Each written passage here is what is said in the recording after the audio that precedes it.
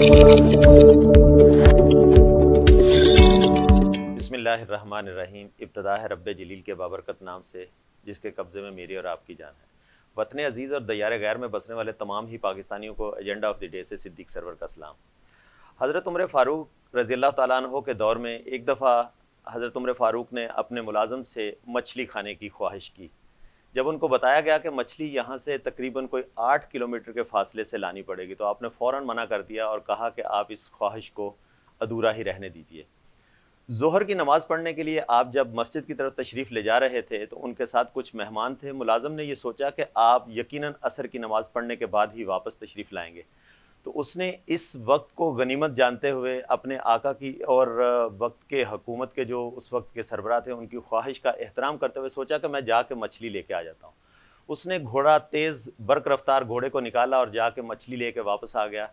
जैसे ही उसने आके घोड़े को बांधा तो उसके पसीने से उसने अंदाज़ा लगाया कि जैसे ही हज़रत उमर वापस आएंगे तो उनको आइडिया हो जाएगा कि ये घोड़ा सफ़र के लिए इस्तेमाल किया गया। लिहाजा उसने घोड़े को नहला धुला के दोबारा साए में बांध दिया ताकि वो उनके आने तक अपनी थकावट जो है वो दूर कर ले।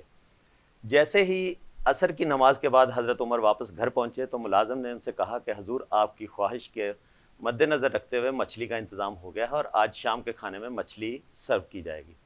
आप बड़े परेशान हुए और आपने कहा कि ये मछली का इंतज़ाम कैसे हुआ? तो उसने कहा कि जी बस मछली का इंतज़ाम हो गया। आगे बताने से वो अपने आप को कासर महसूस किया उसने। लेकिन हज़रत उमर जो कि बहुत ज़्यादा इस चीज़ को लेके वरी हुए कि इस तरह कैसे इतनी जल्दी आसानी से ये इंतज़ाम हो गया इसका, वो घोड़े की तरफ गए और देखा।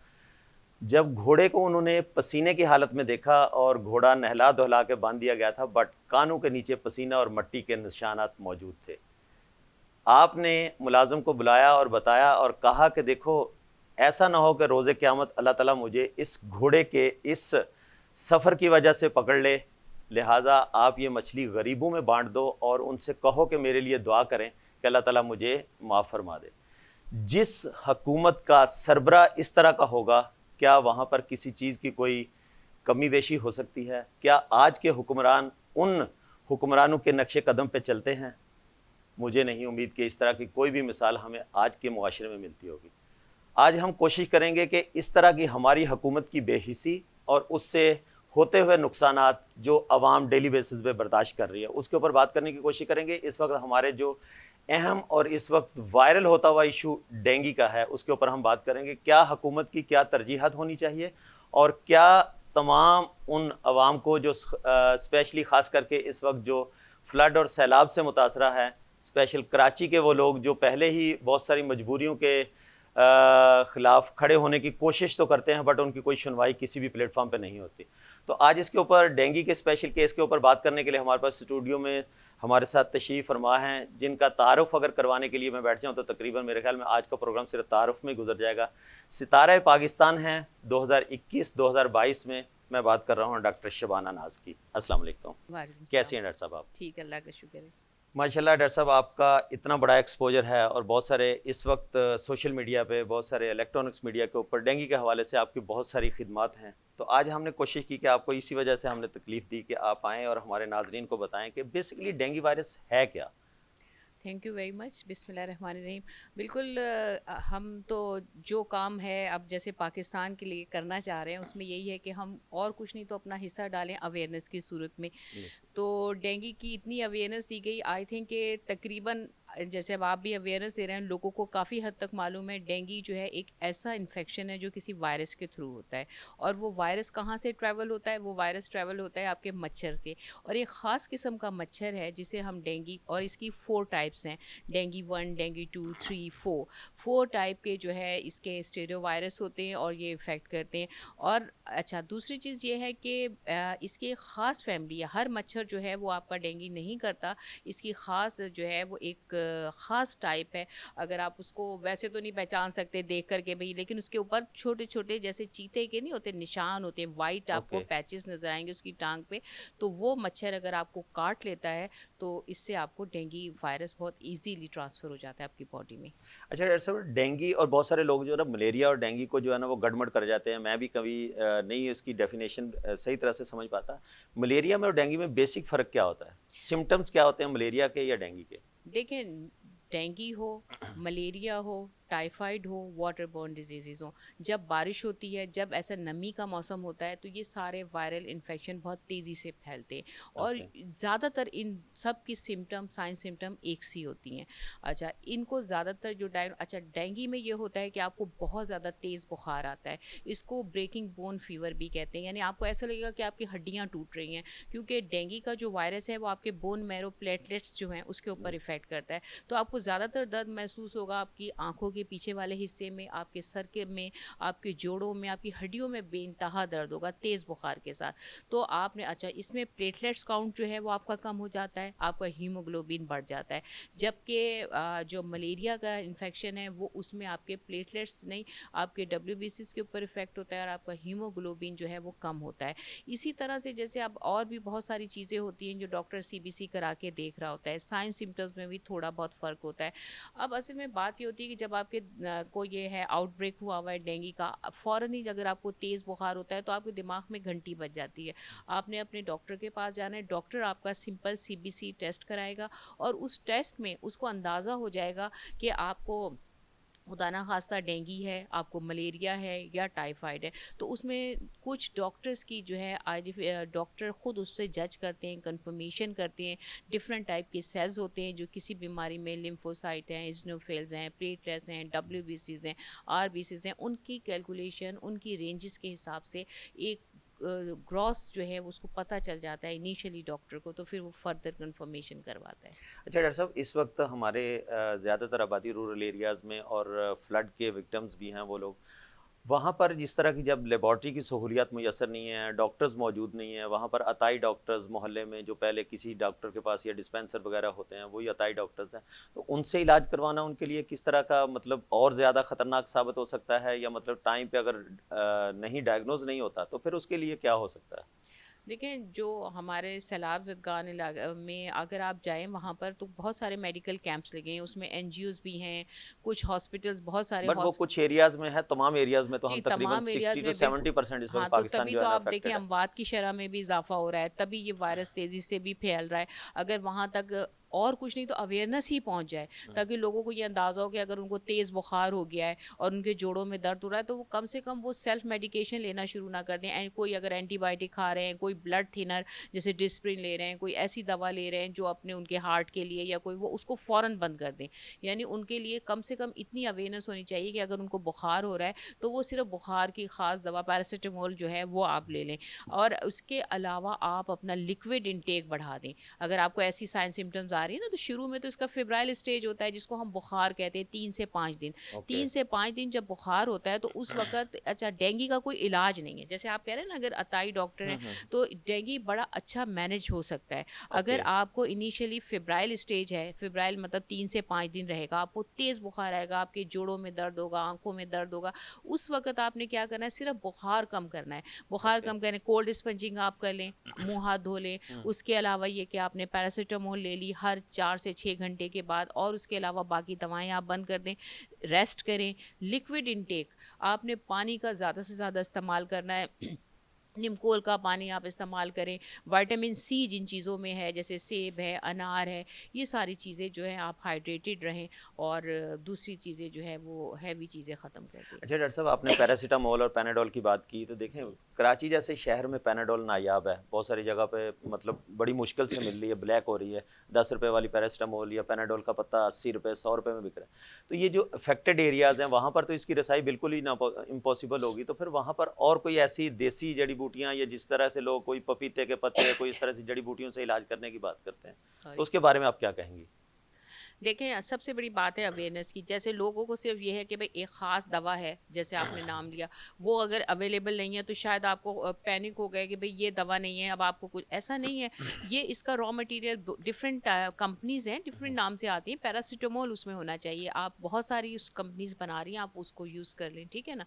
सबसे बड़ी बात, पैनिक होने की ज़रूरत नहीं है। अपने आप को जो है वो, इतना लोग परेशान हो रहे हैं, हॉस्पिटल्स की तरफ भाग रहे हैं, आप डॉक्टर के पास जाएँ, आपका डॉक्टर आपको गाइड करेगा, आपको जिस तरह से फीवर को कम करना है, आपने अपने 5 दिन इस तरह गुजार देने। अगर आपके 5 दिन के बाद आपकी तबीयत मज़ीद ख़राब होती है, जिसको हम डेंगी शॉक या हेमरेजिक शॉक कहते हैं, तो सॉरी मेरी आवाज़ थोड़ी सी वो हो रही है, इतना बोल रहे हैं, इतना हम लोग काम कर रहे हैं, आप यकीन कीजिए हमारे हॉस्पिटल्स हमारे कैंप हैं, हमें इतनी फुर्सत नहीं मिल रही कि हम मतलब वक्त पे खाना खा सकें। हम बोल बोल के समझा के अवेयरनेस दे के, लोग कह रहे हैं गवर्नमेंट ने जो है कि हॉस्पिटल्स में जगह नहीं रही है, लोग पैनिक हो रहे हैं। देखिए डेंगू के सारे मरीज़ हॉस्पिटलाइज नहीं होते। अगर आपका पेशेंट फेब्राइल स्टेज में है तो आपको डॉक्टर गाइड करेगा, आप उसे घर में मैनेज कर सकते हैं। हॉस्पिटल से हॉस्पिटल एक्वायर्ड इन्फेक्शन आप इतने ले आते हैं, आपको अगर आप मैनेज कर सकते हैं, डॉक्टर आपको बताएगा आपने अपने बुखार को किस तरह कंट्रोल करना है। और तकरीबन 50 to 60% केसेस जो हैं वो आप इजीली अपने घर में मैनेज करते हैं, लेकिन डॉक्टर से मशवरे के बाद। अच्छा डॉक्टर साहब, इसमें रिकवरी की परसेंटेज क्या होती है? मतलब जिस तरह से आपने 50 to 60% कहा कि घर पे भी उसको जो है ना वो ट्रीट किया जा सकता है, तो रिकवरी परसेंटेज क्या होती है? 100% रिकवर हो जाते हैं? जी, पेशेंट रिकवर हो जाते हैं। और वैसे भी जो आपको मैंने बताया इसके स्टेजेस हैं, Okay. हर 20 में से एक आदमी जो है वो क्रिटिकल स्टेज में आता है। यानी अगर 20 लोगों को डेंगू वायरस हुआ या उनको ये प्रॉब्लम हुई, तो उसमें से कोई एक ही पेशेंट ऐसा होगा जो क्रिटिकल हालत इट्स में मीन चले। 5% जो है ना वो क्रिटिकल स्टेज पे जा सकते हैं। हाँ, मतलब वही 20 में से एक आप लगा लें, उसकी सही। परसेंट मैथ इतना अच्छा नहीं है हाँ, मेरा, तो 100 में से लेकिन 5 हो गए ना तो जी, 5% हो गया। जी, तो उसमें मकसद कहने का ये है कि वो भी एक है। अब क्या है, बुखार उतरा, डॉक्टर ने आपको अवेयरनेस दी, उसके बाद जो अहम चीज़ है, जो क्रिटिकल स्टेज या हेमरेजिक स्टेज या फिर डेंगू शॉक कहलाता है, वो कहलाता है बुखार आपका उतरा, उसके बाद आपने बेपरवाही की, उसके बाद अगर आपको उल्टी आ रही है, आपके जो है डायरिया शुरू हो गया, आपका ब्लड प्रेशर लो हो गया, आप खड़े हो रहे हैं तो आपको चक्कर आ रहे हैं, आप गिर रहे हैं, वीकनेस होने की वजह से। जी, आप ब्रश कर रहे हैं तो आपके दांतों से खून आ रहा है या आपकी नाक से खून आ गया, या आपका यूरिन का कलर आप उसको ऑब्जर्व करें। अगर आपका यूरिन का कलर डार्क है, खून नहीं आएगा कि लाल खून आ रहा है, तो आप समझे उसका कलर अगर डार्क है, या आपके स्टूल का कलर ब्लैक हो गया, तो इसका मतलब ये है कि आपको ब्लीड कर रहे हैं ना आप, या आपके जिस्म पे हाथ लगाने से बड़े बड़े रेड पैचेस पड़ रहे हैं। तो ये सारी चीज़ें अगर आपको हो रही हैं, तो इसका मतलब ये है कि इस वक्त आपकी इमरजेंसी की सिचुएशन है, आपको हॉस्पिटलाइज करना होगा। उसमें डॉक्टर आपको मेंटेन करता है कि आपके प्लेटलेट्स काउंट, इस वाले Okay. स्टेज को डेंगू शॉक भी कहते हैं। अच्छा, इसमें प्लेटलेट्स काउंट आपका किया जाएगा। अगर आपके प्लेटलेट्स 20, वैसे तो 70,000 के बाद डॉक्टर चेक एंड बैलेंस बहुत ज़्यादा रखते हैं, लेकिन 20,000 के करीब अगर प्लेटलेट्स हो जाते हैं तो फिर आपकी सिचुएशन ऐसी होती है कि डॉक्टर फिर आपको ये एक मेगा डेंजरस स्टेज है। जी, ये डेंजरस स्टेज है। अच्छा डॉक्टर साहब, एक ऐसे ही माइंड में एक सवाल आ गया। कहते हैं कि डेंगू जो है ना ये साफ पानी का मच्छर है, लेकिन हमारे कराची में तो, अब मैं इसको माशाल्लाह के साथ लिंक करूं या क्या करूं, कि हमारे तो कचरे के ढेर और हम जिस तरह की ज़िंदगी जी रहे हैं, कराची में सफाई नाम का तो कोई मतलब नापेद सफाई हो चुकी है। तो उसके बावजूद कराची में डेंगू मच्छर की अफजाइश और बढ़ना ये किस तरह से पॉसिबल हो सकता है, अगर वाकई ये साफ पानी का या सफाई का मच्छर है तो? जी, इसमें थोड़ा मिसकंसेप्शन ये है तो ये साफ पानी का मच्छर। अब एक प्रॉब्लम तो कराची में ये है गंदगी, ठीक है ना? Okay. गंदगी के ढेरों पे जो मच्छर होता है वो तो मलेरिया का मच्छर आपका हो जाएगा, लेकिन उसके साथ साथ कराची में जो सबसे बड़ा मसला है वो पानी का मसला है। तो Okay. लोग क्या करते हैं, पानी स्टोर करते हैं, और ये बारिश के बाद जैसे पानी छोटे छोटे पूल्स की सूरत में खड़ा है, उसके अंदर भी वो साफ पानी होता है, उसके सतह पे ये मच्छर अंडे देता बट है। जिस जगह पे वो स्टोर हुआ होता है वो तो साफ नहीं है, इस वजह से वो पानी साफ तो कभी रहेगा ही नहीं। हाँ, वो साफ नहीं रहेगा, लेकिन अगर आपकी टैंकी पानी की ऊपर छत पे खुली हुई है, या आपने अपने घर में पानी स्टोर करते हैं, जैसे कराची में ये होता है, वॉशरूम में आपने पानी स्टोर कर दिया बाल्टियों में, उस साफ पानी के ऊपर ये होता है। उसके अलावा ये इंडोर प्लांट्स जो हम करते हैं, किचन में हम पानी जो है स्टोर करके रखते हैं, और ये सारा उन पानी के ऊपर जो है ये स्टोर होता है, और स्टोर पानी के ऊपर अंडे देता है, वहीं से ना इसकी ग्रोथ होती है। अच्छा, एक और चीज़ ये मैं आपको बताऊं कि ये जो इन्फेक्शन है, ये साथ बैठने से नहीं लगता, साथ खाना खाने से नहीं लगता, साथ वॉशरूम अगर आप उसका यूज़ कर लें नहीं लगता, हाथ मिलाने से नहीं लगता, एक जगह बैठने से नहीं लगता। ये जो डेंगू फैल रहा है, लोगों को कॉन्सेप्ट यही है ना कि अगर किसी को डेंगू है तो आप उसे साथ ना बैठें, खाना ना, ऐसा कुछ भी नहीं होता। ये डेंगू की एक ट्रायंगल है। Okay. ट्रायंगल इस तरह है कि अगर किसी पर्सन को इन्फेक्शन है, डेंगू वायरस हुआ है आपके घर में, अब वो मच्छर उस शख्स को काटता है तो उससे वो वायरस उस मच्छर में ट्रांसफ़र होगा, ठीक है ना? Okay. और उसके जिस्म में ये मच्छर ग्रो करेगा, ठीक है? एडीज मच्छर है ये, एडीज एक खास किस्म का मच्छर। जी, आपका मेरा ख्याल कोई वो वक्फे का वक्त हो रहा है, हम कंटिन्यू ब्रेक का टाइम करेंगे। हो गया, तो यहाँ पर नाज़रीन एक छोटा सा ब्रेक लेते हैं, ब्रेक के बाद वापस हाजिर होते हैं, स्टे ट्यून्ड।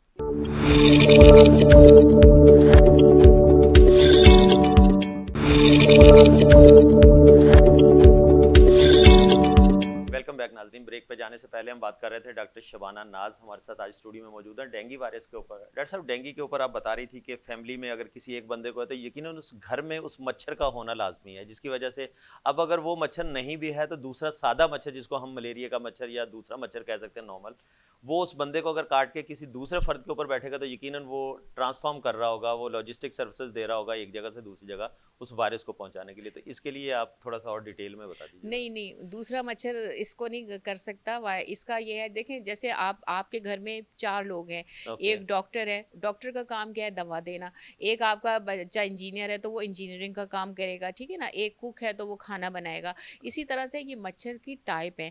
इसमें एक ख़ास एडिस मच्छर जो अरवा फैमिली से है, ये इसकी वो मच्छर, और क्योंकि ये मच्छर अब आपके घर में ग्रो कर रहा है ना, सही। आपके पानी है, स्टोर है, बड़ी तादाद में ये मच्छर पैदा हो रहे हैं, तो हर घर में अगर दरवाज़ा खुला है या वैसे पानी स्टोर है, वहाँ पे ये मच्छर ग्रो कर रहे हैं। अब अगर वो आपको ऑलरेडी डेंगू हुआ है, वो नया मच्छर आ गया, वो मच्छर के अंदर वायरस नहीं था, उसने उस मरीज़ को काटा, उस ओके। मरीज़ के अंदर से वायरस उस मच्छर में चला गया, और ये मच्छर जब एक सेहतमंद आदमी को काटेगा तो उसके अंदर ये वायरस ट्रांसफ़र हो जाएगा। इसलिए एक ही घर में अगर 4-5 लोग रहते हैं, क्राउडेड एरिया है, तो क्या होता है, एक ही घर में आपको 3-4 लोग मिल जाते हैं, क्योंकि वही मच्छर घर में घूम रहा है, उसको सही। काटा, फिर आपको काटा, फिर इस तरह से ये इस तरह से फैलता है। लोग ये समझते हैं ना शायद साथ बैठने से, ऐसा नहीं है।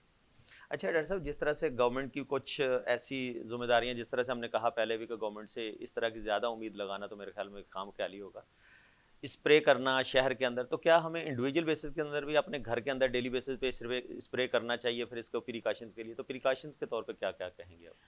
असल में मैं आपको एक चीज़ ये बताऊं कि थोड़ा सा मेरा कॉन्सेप्ट सबसे अलग है ना, मतलब मेरा कोई पॉलिटिक्स से भी ताल्लुक नहीं है, लेकिन हम लोग डॉक्टर्स हैं, हम जो सिचुएशंस देख रहे हैं ना, कुछ चीज़ें ऐसी होती हैं हमारे यहाँ जो लोग ज़्यादा परेशान खुद भी हो जाते हैं।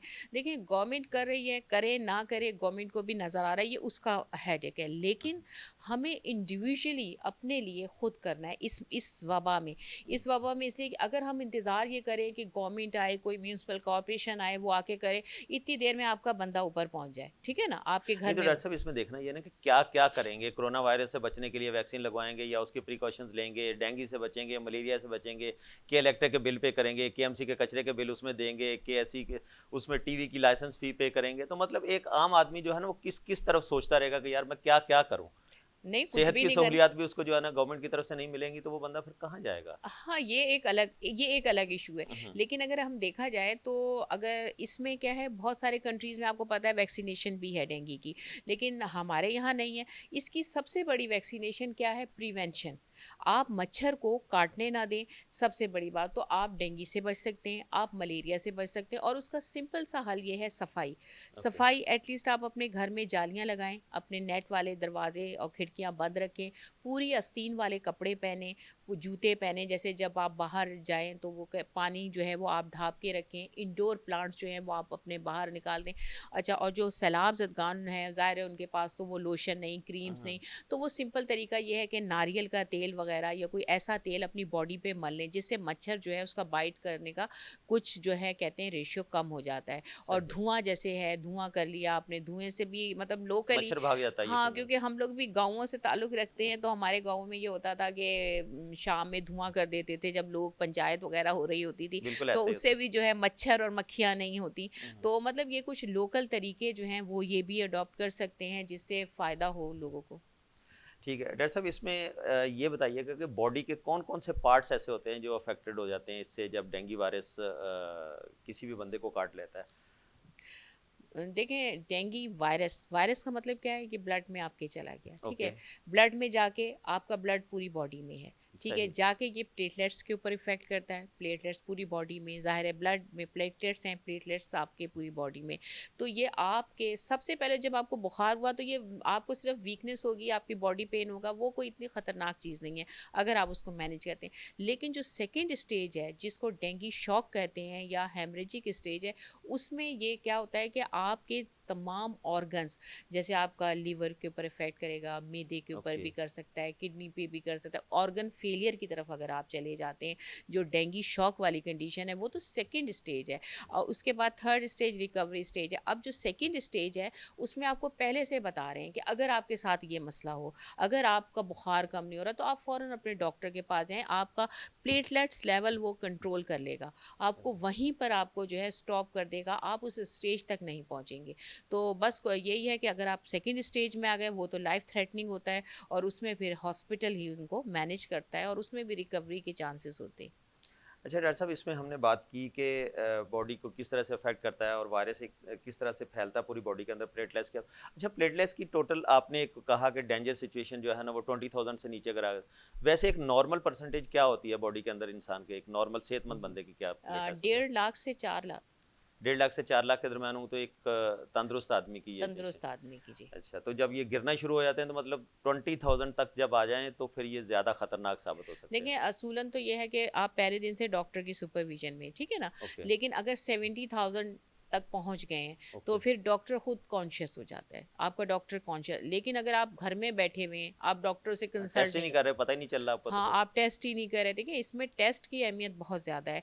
और आपको मैं एक चीज़ बता दूं, चलो हमने बहुत ज़्यादा गवर्नमेंट से भी अपील की, और मतलब हमें तो पॉजिटिव रिजल्ट मिला। गवर्नमेंट ने जितने भी जो डेंगू के टेस्ट था NS1 वगैरह, ये सारे CBC इनको 50% मतलब इसको कर दिया है। हाँ, ये और भी एक बड़ा वो है कि मार्केट में लोगों को अफ़ोर्ड करना भी, जो गरीब आदमी बेचारा है कि वो टेस्ट की फीसें किस तरह से अफ़ोर्ड करेगा। खाने को नहीं है तो आप फीस, इसीलिए हमने गवर्नमेंट से अपील की थी और गवर्नमेंट ने इसको 50% पे कर दिया। और आप ये देखें, जब खाने के लिए आपको रोटी नहीं है तो आप 2,000 का टेस्ट कैसे करेंगे? भले आपको डेंगू हो, चाहे आपकी लाइफ जा रही है, आप कैसे रोटी खाएंगे या आप टेस्ट कराएंगे? तो ये सबसे खतरनाक है। अच्छा डॉक्टर साहब, डेंगू के लिए पेशेंट के लिए इनटेक के हवाले से क्या उसको कौन सी किस तरह की ग़िज़ा देनी चाहिए? क्या ज़्यादातर उसको चीज़ें यूज़ करानी चाहिए? सबसे पहले जो आपको मैंने बताया, अपने आप को हाइड्रेटेड रखें ना। ओके। 1.5 से 2 लीटर पानी कम से कम पिए, उसमें नीमकोल का पानी मिला के। अच्छा, लिक्विड में ये नहीं है 1.5 से 2 लीटर के सिर्फ आपने पानी ही पीना है, हाँ। आप उसमें डिफरेंट जूस ले सकते हैं। 1.5 से 2 लीटर में चाय ले लें, पानी ले लें,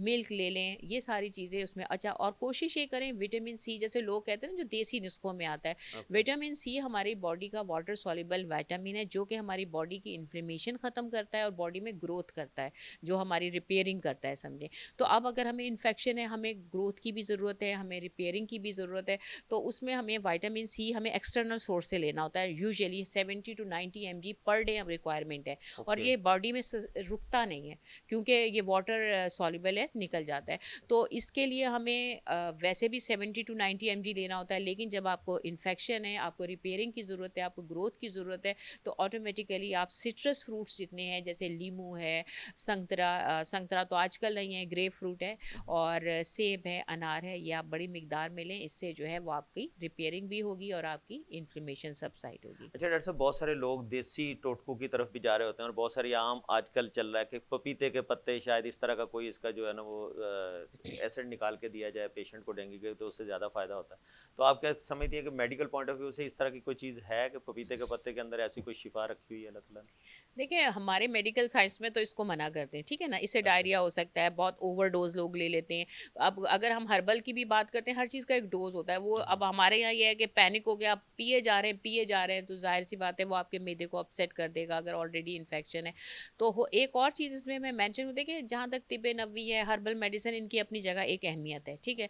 अगर आपको इससे फ़ायदा होता है ले, उसकी इंग्रेडिएंट में विटामिन सी अगर है, कोई ऐसा फैक्टर है जो आपको देता है, तो आप डॉक्टर की दवा के साथ साथ आप उसको दे सकते हैं। लेकिन एक और चीज़ मैं आप लोगों के प्रोग्राम के थ्रू बताऊं कि नॉर्मली क्या होता है, जब आपको डेंगू होता है तो 5वें दिन से जो है, जब बुखार को 5वां दिन होता है, तो उस वक्त जो है आपके प्लेटलेट्स गिरना शुरू होते हैं। नेचुरल फिनोमिना है। ओके। अच्छा, तो 5वें ये दिन, पीक डे हो सकता है। जी जी जी जी, 5वें दिन, अब आपने पपीता 5वें दिन खाना शुरू कर दिया, अब 5वें दिन वो गिर रहा है, तो उसके बाद जब 7वां या 8वां दिन होता है तो ऑटोमेटिकली बॉडी इसको बनाना शुरू करती है, प्लेटलेट का लेवल हाई हो जाता है। तो हम ये सोचते हैं कि कि शायद शायद हमने, पपीते की वजह से उसका जो है ना हाँ, इफेक्ट आना ये शुरू हो थोड़ी गया। सी मिसअंडरस्टैंडिंग है जो मैं लोगों को दूर करना चाहती हूँ, कि हमारी बॉडी वर्क कर रही होती है। 8वें दिन हमारे प्लेटलेट्स कुदरती तौर पे बनना शुरू होते हैं और वो उनका लेवल हाई होना बॉडी शुरू। रिकवरी की तरफ आना शुरू हो जी जाती है। जी बिल्कुल। अच्छा, तो ये मतलब यानी कि आपका कहने का मतलब ये है कि हम डॉक्टर से कंसल्ट करें, अताई डॉक्टर, या उस पर सेल्फ मेडिकेशन की तरफ इसको कम लेके जाएं, और ये जो हर्बल नुस्खे हैं उसको भी किसी एक डोज के तहत लेंगे, मतलब ऐसा नहीं कि कंटिन्यूसली उसको लिए चले जा रहे हैं, पता नहीं कितनी मिकदार ले चुके हैं कितनी नहीं। अच्छा, ये जो सीबीसी का टेस्ट कराते हैं इस पर पता चल जाता है बॉडी के अंदर के किस विटामिन सी की भी कमी है या कोई इस तरह का?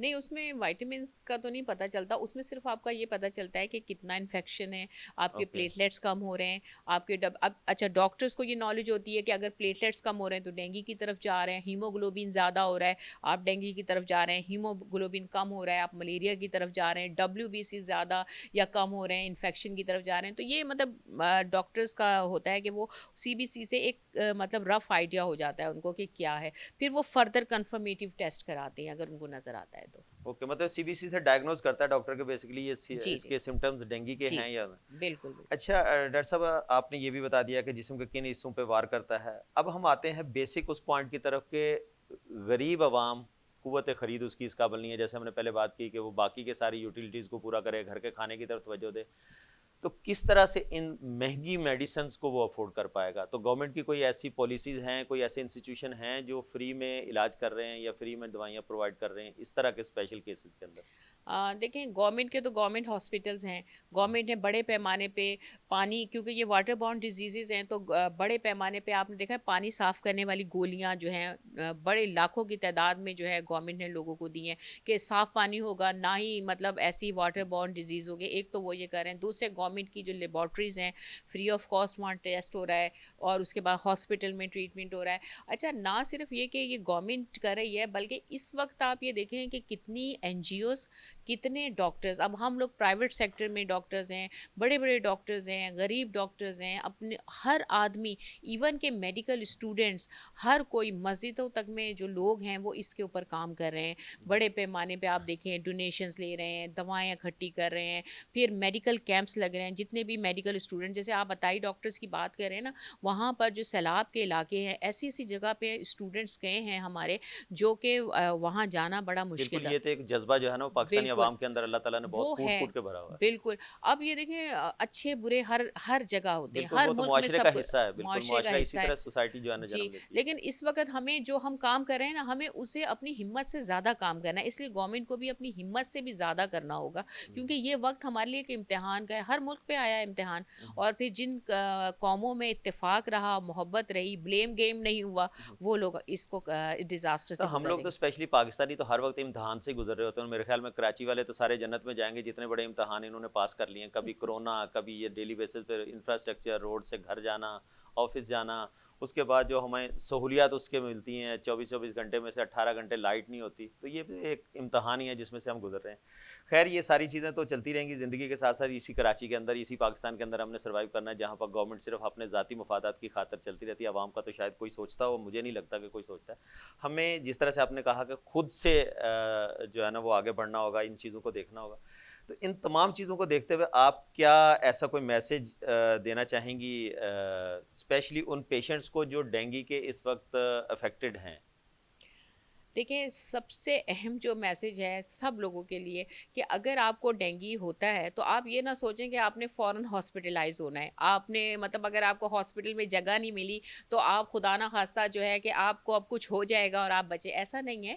डेंगू में ज़्यादातर आपको घर पे, अगर आप लेकिन डॉक्टर से टेस्ट ज़रूर कराएं। अगर आपके प्लेटलेट्स जो हैं वो आपके रेंज में हैं, आपका डॉक्टर आपको बुखार कंट्रोल करने की दवा देगा, आपको तरीका बताएगा, आप अपने घर में मैनेज करें बुखार को। और दूसरी चीज़ ये है कि पैनिक ना हो कि अगर आप हॉस्पिटल नहीं जा रहे तो आप बचेंगे नहीं, ऐसा नहीं है। डेंगू घर पे मैनेज है। डेंगू का कोई भी ट्रीटमेंट नहीं है, डेंगू का सिम्टोमेटिक ट्रीटमेंट है, यानी अगर आपको बुखार है तो बुखार का गोली दी जाएगी, उल्टी है उल्टी की गोली दी जाएगी, मोशन है तो मोशन की गोली दी जाएगी। तो डेंगू कोई इतनी ख़तरनाक उसका इलाज नहीं है, कोई रॉकेट साइंस नहीं है, सिंपल इलाज है। एहतियात की ज़रूरत है, आराम की ज़रूरत है, पानी पीने की ज़रूरत है, और मच्छरों से बचें, खुद भी बचें और अपने बाकी फैमिली मेंबर को। अच्छा, मतलब इस बीमारी को इतना ज़्यादा हवा ना बनाए, इतनी ज़्यादा मतलब रिकवरेबल बीमारी है, जिस तरह से बाकी बिल्कुल बुखार होते हैं, डेंगू भी एक इसी तरह से है, जो मैं बिल्कुल, समझाऊँ आपकी बातों से। जी जी जी। तो डॉक्टर साहब, यहाँ पर एक ब्रेक की तरफ मुझे इशारा किया जा रहा है, तो नाज़रीन यहाँ पर एक छोटे से वक्फे का टाइम हुआ है, तो वक्फे के बाद दोबारा आते हैं। Stay tuned.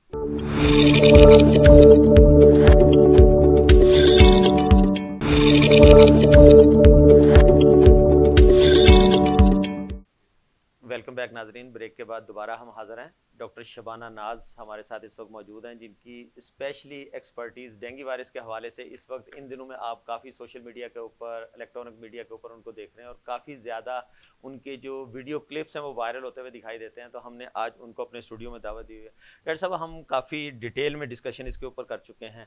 ये बताइएगा कि बहुत सारे लोग ऐसे भी होते हैं कि जो एक दफ़ा डेंगू से इन्फेक्शन हो गया उनको, उसके बाद वो रिकवर कर गए, तो क्या दोबारा इस तरह के वायरस से दोबारा उनका इस बीमारी में मुब्तला होने के खदशात बाकी रह जाते हैं, या क्या कोई इम्यून सिस्टम ऐसा होता है उनके अंदर, बॉडी के अंदर कोई ऐसे सेल बन जाते हैं जो इसके खिलाफ खुद ही जो है ना वो कोई रोल प्ले कर रहे होते हैं? जी बिल्कुल, ये एक तो ये है कि मैंने जैसे आपको बताया कि डेंगू के वायरस की 4 टाइप्स है ना, डेंगू 1, 2 और 3 एंड 4। अब अगर आपका एक्सपोजर हो गया डेंगू 1 से, वायरस 1 से हो गया, ठीक है, आपकी बॉडी, आपकी बात बिल्कुल सही है, इम्यून सिस्टम आपका उसके खिलाफ लड़ने के लिए तैयार हो जाएगा। एंटीबॉडीज माने बॉडी के अंदर वो फौज बन जाएगी। अगर वायरस 1 गया ना तो वो उससे दोबारा लड़ ले, वायरस 1 आएगा तो उसको तो वो कंट्रोल उसको कर ख़त्म लेंगे। कर देगा।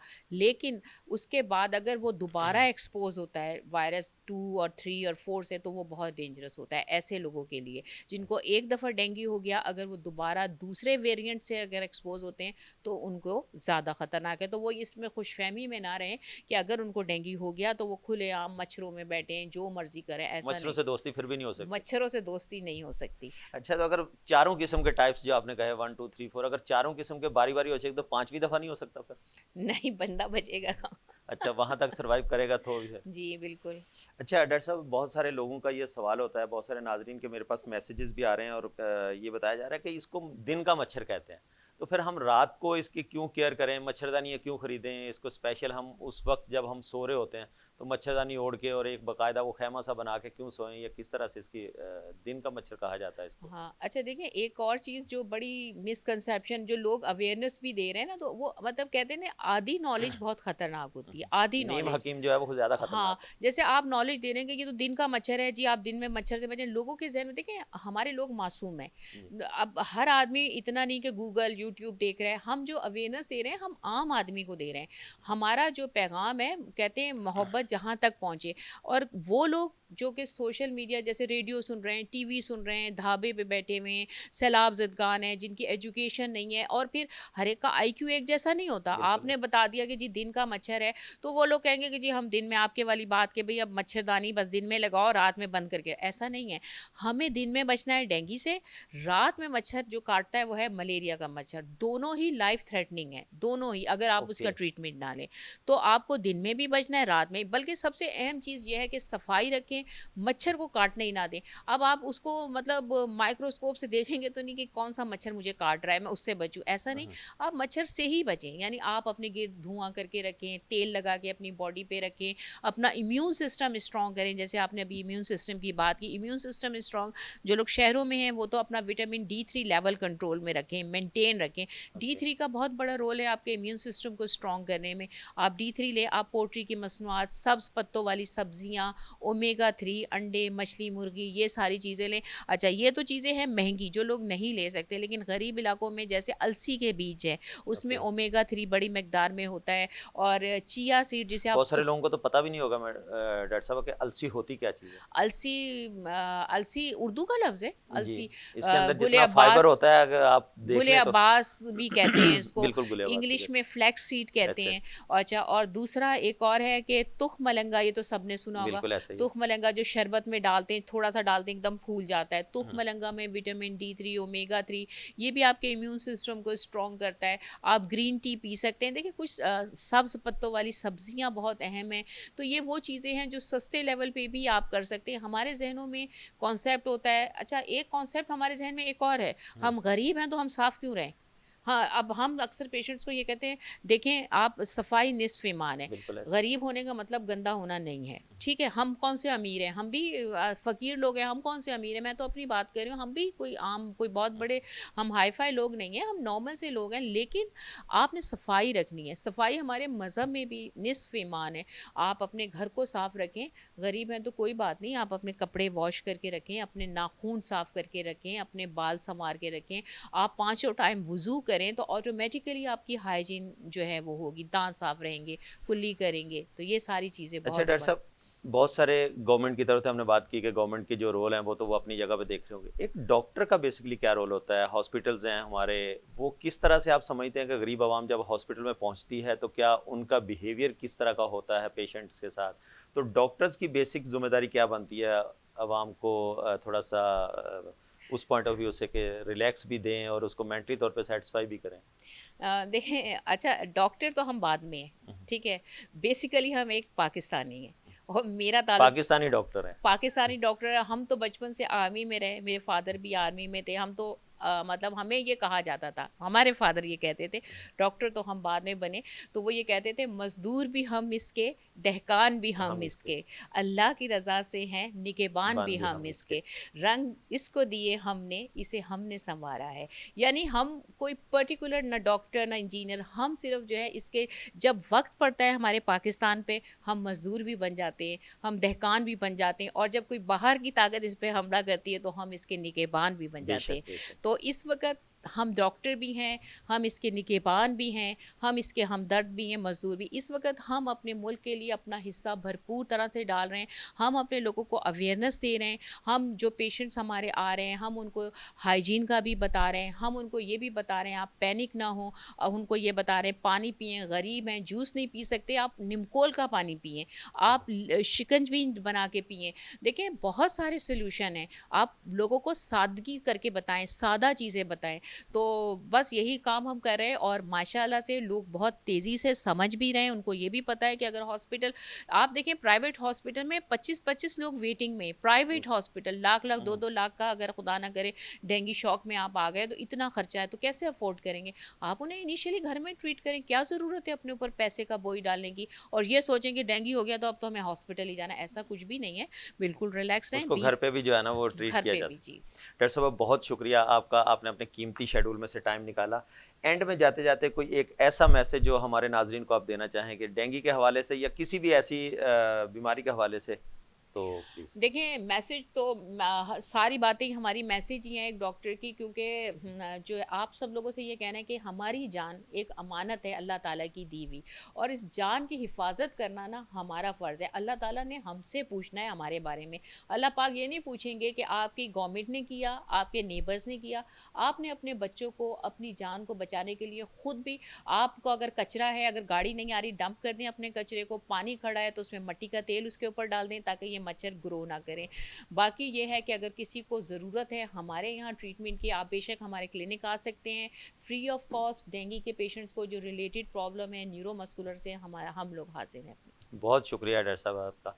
नाजरीन, आज हमने सैर हासिल गुफ्तगू करने की कोशिश की। डॉक्टर शबाना नाज हमारे साथ स्टूडियो में मौजूद थी। डॉक्टर साहब ने एक गुर्बत की बात की कि गरीब आदमी, मैं कहता हूँ कि गुर्बत का ताल्लुक जो है ना वो ख्वाहिशात से होता है, और ख्वाहिशात कभी बादशाहों की भी पूरी नहीं होती।